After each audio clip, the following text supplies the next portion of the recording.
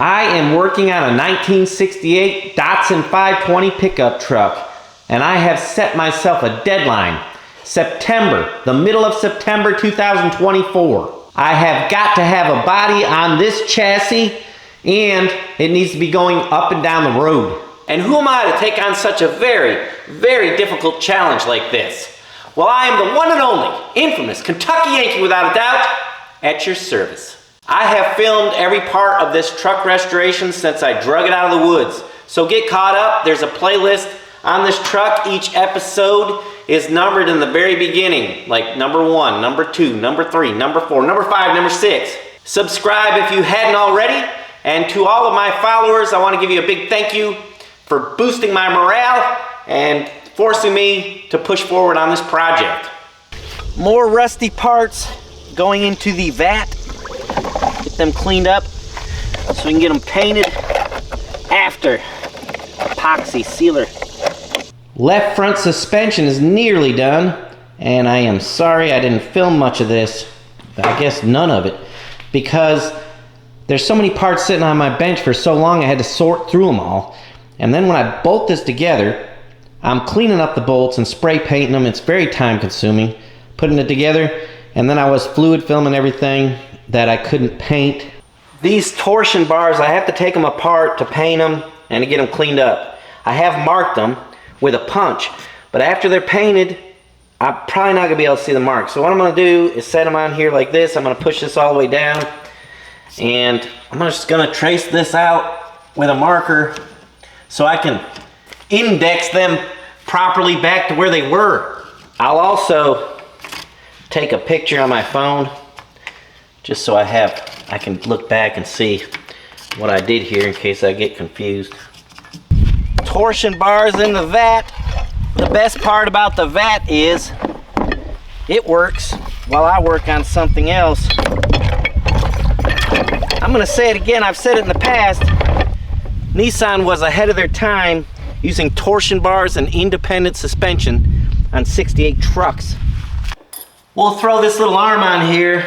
I am using, you don't have to, but this is the old style to lock a bolt in. You'll bend that flap over, and I'm reusing it. You could use lock nuts or Loctite, but hey, this was original, so let's keep it that way. I have a confession to make. I don't have lock nuts this size, and I'm almost out of Loctite, so that's part of the reason. But not fully. It's neat to have these old pieces on here like they were.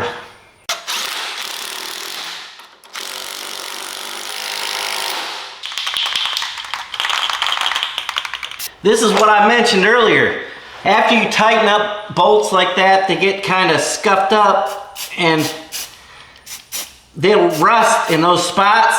I don't care that this paint job is not perfect. I don't want these places to rust. I mean, new Zerg fitting, and I'm putting mostly all new Zerg fittings because I gotta make sure this stuff can get grease. Another thing, what kind of grease should I use? Because these parts are very hard to get, and I wanna make sure they don't wear out any quicker than they have to. Nice fresh new backing plate, not new but refurbished.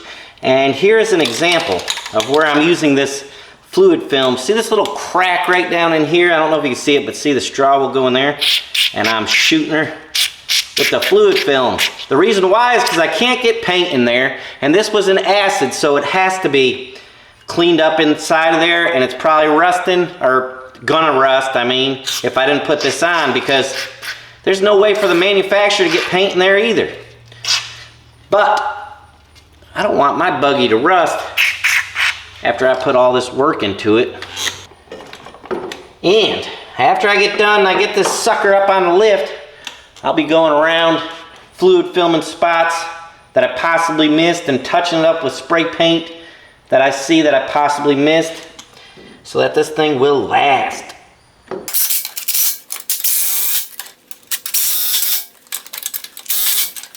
It is hot in Kentucky, like 90s.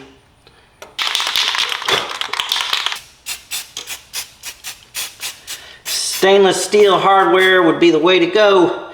If you had it in stock, I can't run to the store every time I need a nut or bolt, and that could get expensive. So this will have to do this method. Now while the paint's drying over there on the other side, I will come over here and we'll put some brake shoes on. This must be an aftermarket product, so it doesn't fit. It doesn't fit in this hole. And the other side, I had to grind this out a little bit. We'll see what happens, but first I'll get that cleared out.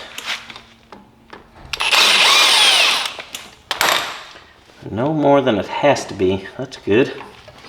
And now see, we got to clean the hole out a little bit here.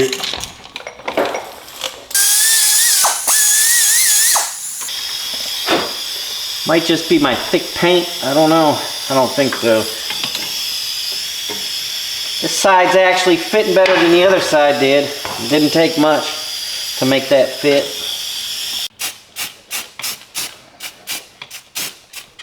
Paint's all dried up, and that paint in the spray can is much thinner, not as thick as the good stuff that I sprayed on before.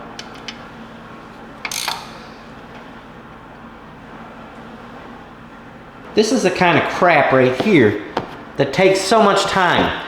First, I gotta clean all these parts up. These are the adjusters for the brakes. First, clean them all up, then paint them. See, and I gotta paint this little stuff like this. Break them loose if they're rusted. These are threaded. Get them painted, and then you gotta wait for the paint to dry before you can mess with them. Especially stuff like this, so it's the next day. I'll get these all assembled and we'll throw them on the truck. They are pretty all freshened up, aren't they? They have an arrow on them showing what direction they go. This will come in here and lock into place like that. Now these clips go on the back side. I'm not really going to be able to see that. It's too hard. It's impossible for me to film this.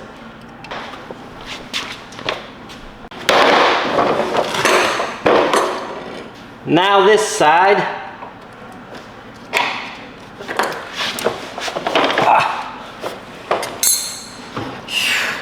These clips are a pain. That's what they look like installed, and they suck. They're a little frustrating to get in. Here are the brake shoes with the springs on. I'm just going to spread them apart and slap them on there.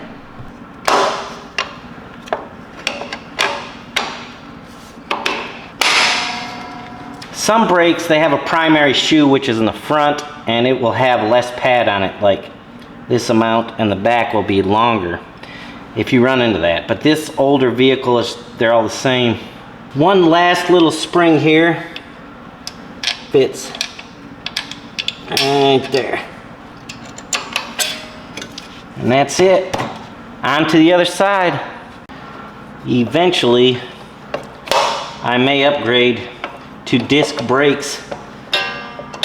But for now, I'm enjoying the simplicity of these drum brakes. These are the easiest ones I've ever put on, other than trailer brakes. A little tight. I want to get my finger. There we go. Very nice.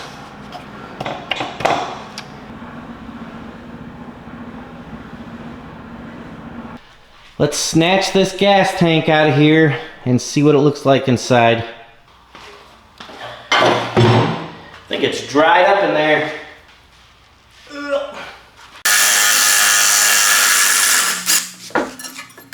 Did you know rusty bolts will come out easier with an impact than it will by just trying to twist them, because that impact hammers them and breaks them loose. These two parts and this bracket will go in the vat. I'm not sure where this goes, but it was with the gas tank, so I would say it goes with it somehow. I would say the seal is completely gone. Oh, look at that. I just spun it, came right out. I'm glad I had the camera on for that. You wouldn't believe it. Holy moly, look at this. Oh boy, that's not good. Not good at all. I don't know if I can get one of these or not. Probably not.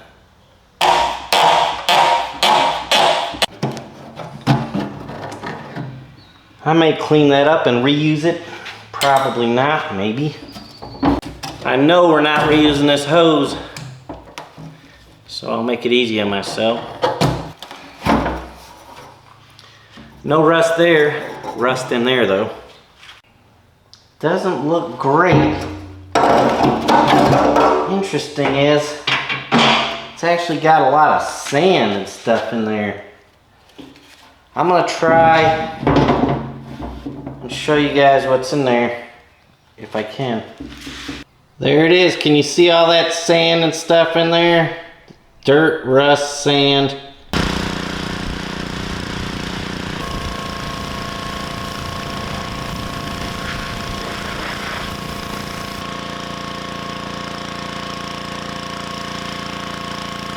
I think this petrol tank might be salvageable. It's not looking bad in there. I got to get my flashlight, but the reason I'm saying anything about it is it's funny. There were rocks in the gas tank, several of them. And how did those rocks get there? What's your guess? I know what my guess is.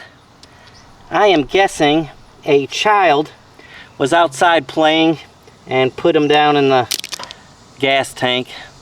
And why would I think something like that? Because when I was a young man playing in my sand pile, there was a 5-gallon can half full of gas there. So I took it upon myself to fill the rest of the can up with sand.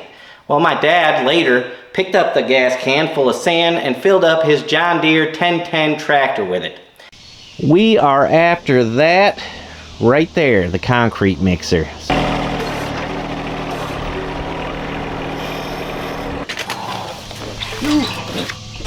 You can never have enough space, but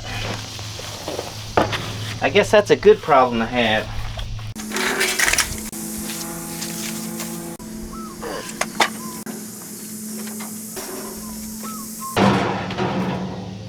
Maybe these tires will air up one last time for me. Looks like they're gonna pump up one more time.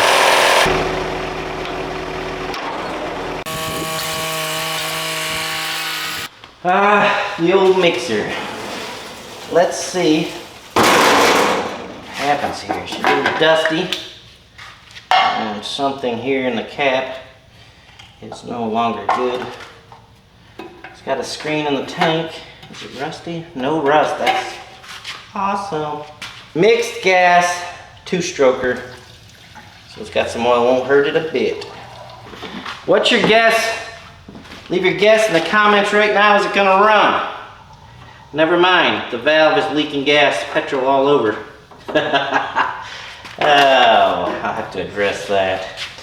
Our first issue, the shut-off valve is just pouring petrol. I'll probably just bypass it. Looks like maybe just this is leaking, so I'm gonna try and cram an O-ring on top of it and screw it back on. Hopefully that'll do it.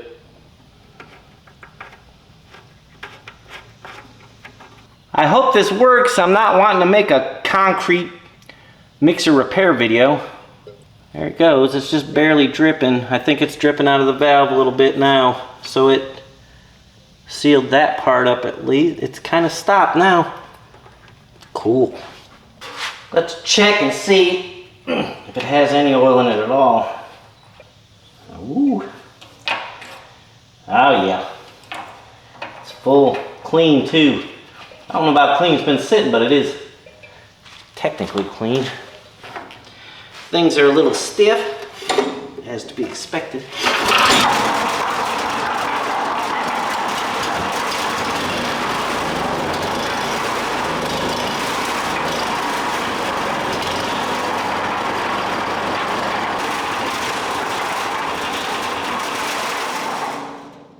This was not staged.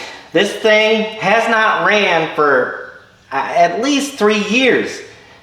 At least. The last time I ran it, I cleaned a gas tank on a motorcycle, and I really, just now, put gas in it, pulled it one time. That was not edited.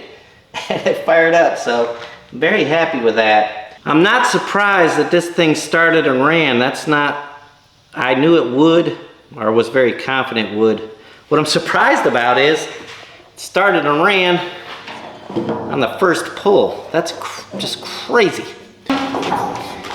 This is something a guy needs to take, use motor oil, and just spill it all over everything on this machine to get everything loosened up again.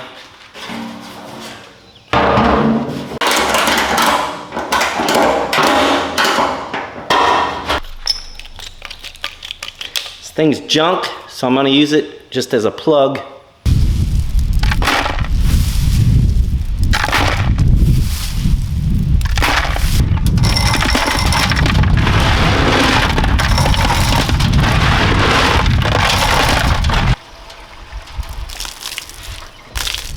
What's gonna happen here is, of course, it's gonna spin with the rocks in it to clean the tank, but because this is a concrete mixer, I can tilt the tank up this way, I can tilt it down this way, however it needs to go, so it can hit every spot inside the tank.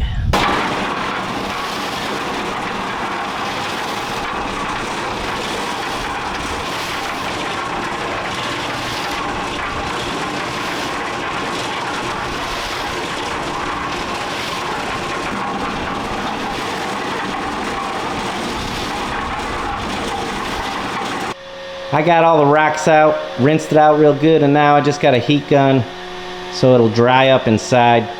Maybe it won't flash rust too bad. In a minute, we'll take a peek inside, see what it looks like. Let's see if I can get you inside of this tank so you can decide what you think. There you are. It's not horrible, but it's not great. I'm undecided on what I want to do with this tank. And I could do more. I still could use acid and clean it up, get the rust more cleaned out of there and tumble some more, but I've got to make a decision on this gas tank. I slept on it and decided this tank is certainly worth salvaging. The main issue I'm having is this tank right here, the pickup tube. It's really rusty in there and crusty, and it probably doesn't have any holes yet, but it will in the future, so I'm going to try and repair this tank. Before I attempt to repair this tank, I have to say something. Don't ever do this. Even trained professionals, a lot of the time, will not work on a gas tank.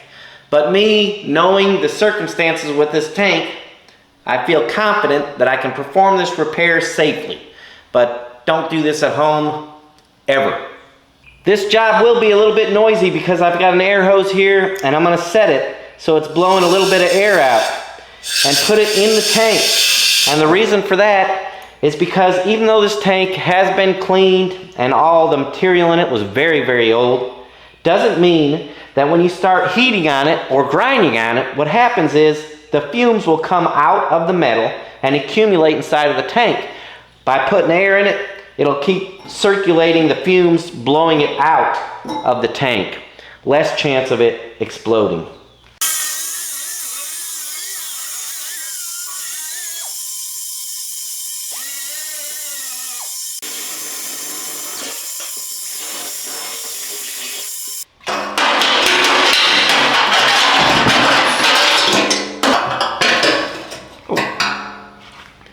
This is what I was talking about, but it actually looks like it has a lot of life left in it. I probably should have just left it, and that's how it goes. This chunk right here is what worried me the most. Oh, no. That was junk. That was not going to last very much longer. I'm putting a bubble flare on the end of this pipe. This is a brake line, actually. And that's so the hose will have something to grip onto where it won't slip off the end. And there you have it. That's a bubble flare. The next step would be a double flare, and all you would do is push this in with the flare tool. I kind of want this to be pretty looking, so we'll put a 90 on it with this pipe bending tool.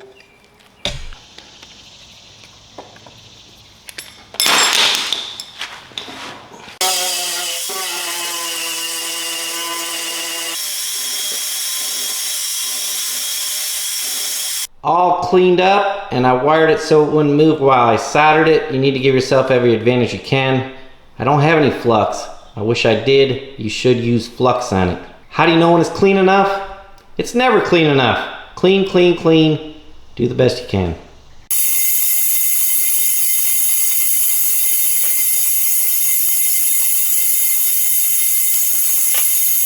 There's the finished product, and I am very happy with that. This tank should last many years. I've just got to find a sending unit now. And of course, I will clean it up and paint it.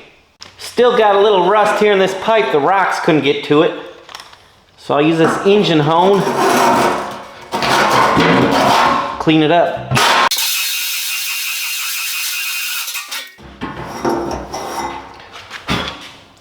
Good enough. I don't want to get carried away. The brackets were in the dip tank. They came out nice. Have a nut or a bolt that broke off in this bracket. Most of you are familiar with this method. I welded a washer and nut on there. We'll see if we can get it off. Oh, broke off. And that happens a lot. I'll try it again.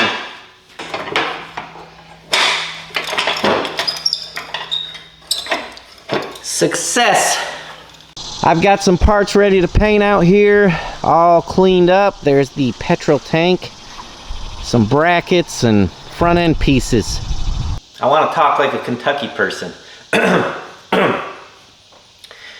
That's gonna be it for this one, y'all. Tune in Wednesday. I do a little vlog trying to tell everybody where we're at and what's going on here in the shop. And then certainly next Sunday come back and I'll show you some more progress. Y'all be good.